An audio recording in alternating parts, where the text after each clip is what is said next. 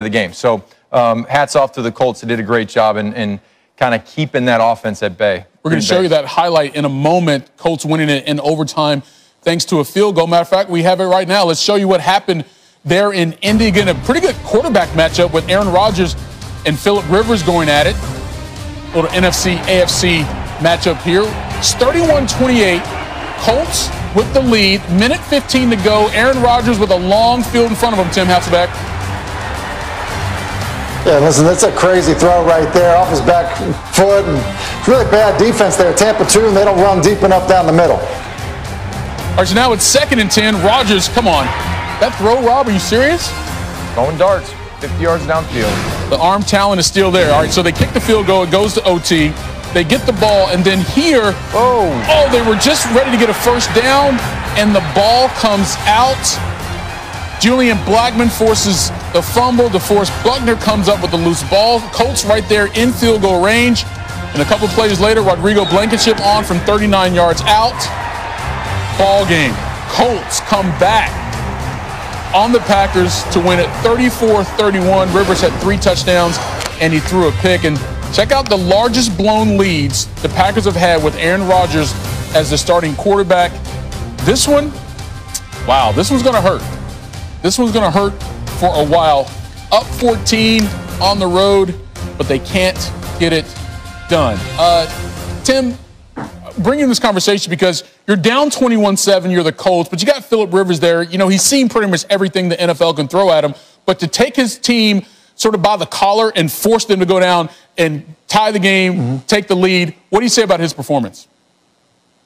Well, it's impressive, especially when you look at, that's now a 7-win football team. And so, the decision to sign Phillip Rivers is looking pretty good right now. And look, I think when you look at this game, there's a lot to digest from it because there are moments, like you saw in the highlight, where Aaron Rodgers is amazing. But then you have other plays in that game where he fumbles a quarterback exchange, and there's moments in that football game, as Rob was alluding to, in terms of what the second half looked like, a fumble on special teams, the inability to get a stop defensively. And so Green Bay, that, at times has looked amazing, but, yeah, I think the Colts had a pretty good recipe in the second half.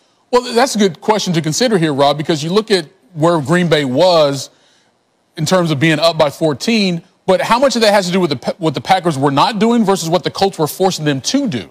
Well, I think in the first half, you saw the Colts really, they didn't know how to play.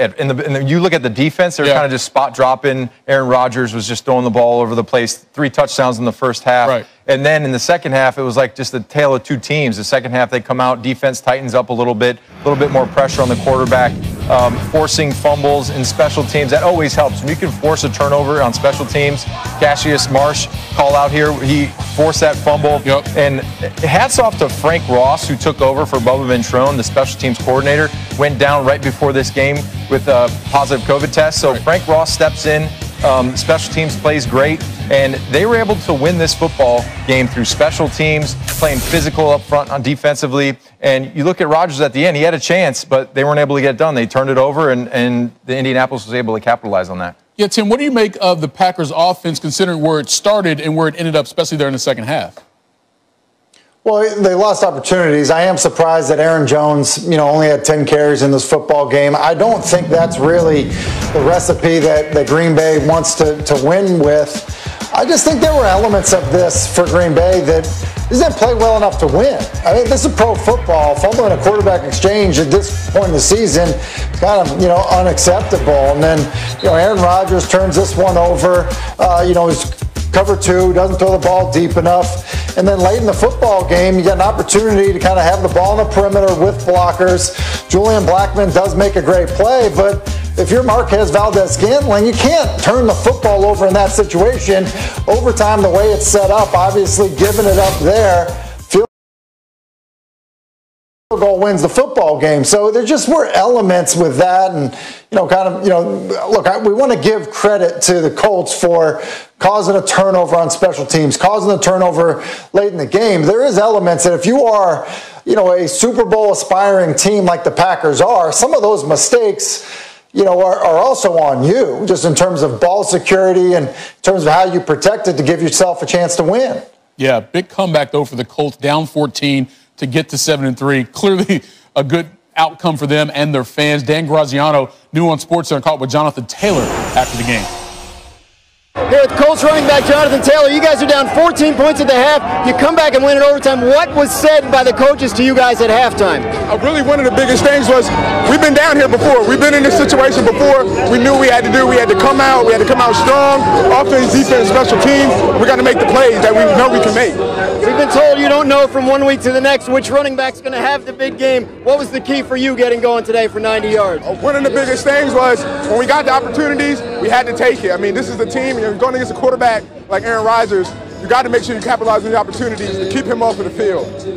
What do you say about your defense? Came this close to holding the Packers scoreless in the second half until right there at the very end. I think it's a testament to the players that we have, the leadership. You got a guy like 53 on your team that can really juice you up and juice the entire team up. You just want to play for one another, and you know, I'm glad that it's our defense that's on my team, and I don't have to go against them. Another big one next week. Tennessee won today. They're coming in. Battle for first place. How are you guys feeling about that? It's hard to beat a team twice, but the way you do that is you got to go in, have a great week of practice, great week of preparation, go out there and execute. Man, I appreciate it. Thank you very much. Take care. Thank you. All right, you go back, you see that the Colts sort of did the same thing in back-to-back statement wins. They beat the Titans by scoring the game's final 20 points. Now they beat the Packers by scoring 20 of the game's final 23. So even though they're down, clearly a lot of belief in this squad, Tim, that when they're down, they still feel like they have enough to come back against, regardless of who they're playing. In fact, two teams right now that would be playoff teams.